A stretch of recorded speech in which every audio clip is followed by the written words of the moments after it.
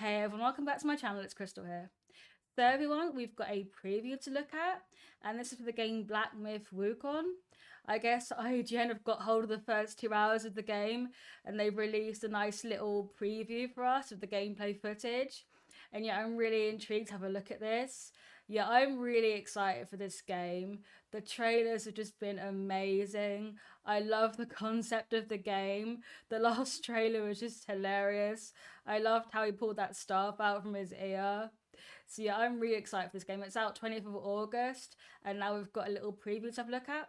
So without further ado, let's go straight and check out the preview.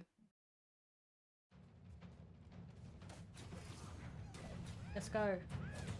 I'm really excited for The this. list of impressive-looking Souls-like games on the horizon is long, with games like Phantom Blade Zero, Flintlock: The Siege of Dawn, and Wukong: Fallen Feathers all having solid showings this summer event season. But there's always been something extra special about Black Myth Wukong. So It's unique. stunningly gorgeous. The animations Yeah, are that incredibly too. fluid, it's steeped in rich Chinese culture, and there's just something immensely satisfying about playing as a Monkey King, beating up all sorts of mythical creatures with a giant extendable staff. Yeah, that's pretty satisfying. While this isn't the first time IGN has gone hands-on with the game, it is my own personal first time with it, and after 2 hours of playtime with the opening chapter, I somehow walked away even more excited for its August 20th release. I love how weird the creatures look as well. The first chapter. IGN China has already done an extensive Oh my preview God, of look at what that Wukong thing. plays like on a late game build, with many techniques, stances, and transformations already unlocked, which is great because my 2 hours covered pretty much the very start of the game. The first thing that I noticed as I started playing was how fluid and fast Wukong I'm kind of feels to listening to control. the voiceover Many as well, Souls-likes so are built on a sorry if I'm not foundation talking of as much. slower and more methodical combat, but Wukong feels exceptionally quick and agile. From the beginning, there's actually no block button. Wukong can twirl his staff to block projectiles, but as far as melee attacks go, everything must be dodged.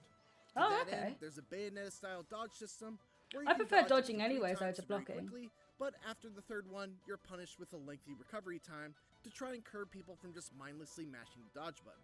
Perfectly timed dodges will reward you with extra focus, and once your focus bar has been filled, you get a focus point that allows you to chain a strong attack into your light combo string for a big chunk of damage. Later on, those focus points can also be spent on different types of special moves that you unlock in the skill tree, which we'll get to a bit later. God, look at that also thing. has access to a number of spells Big that consume bear. his mana.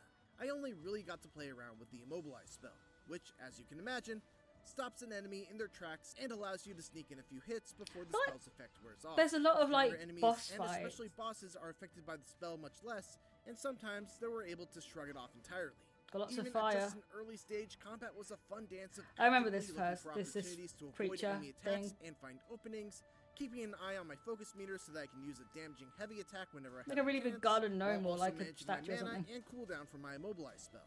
Eventually, I got my first transformation, which turns Wukong into an absolute beast, with much stronger attacks and a hugely damaging super attack that he can use out of a dodge if he manages to build up a focus point. Alright. One of his moves in this transformation is a lightning fast dash attack that made me feel like I had basically turned into the boss that I got the transformation from. Later cool. on, I added another tool to my repertoire, the tower stance, which swapped out my chargeable overhead strong attack for the ability to stand on my staff Cool, and I like avoid that. damage on the ground as long as my stamina Wow. held out. If I managed to stay on the staff long enough for a focus point to charge, I could spend it to leap off the staff, flip it around, and come crashing down with Oh, a that's so powerful strike fun. I love that. That felt incredibly cool to pull off. Yeah. These stances, along with my general combat abilities, could all be upgraded through a level up system that works a lot like Sekiro's. As you defeat enemies, you'll gain will, which builds up a bar in the top right of the screen.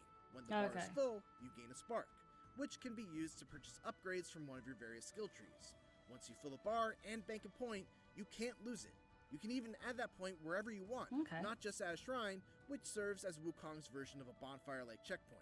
However, if you die before you manage to fill the bar, a portion of that experience will be lost in typical Souls-like fashion.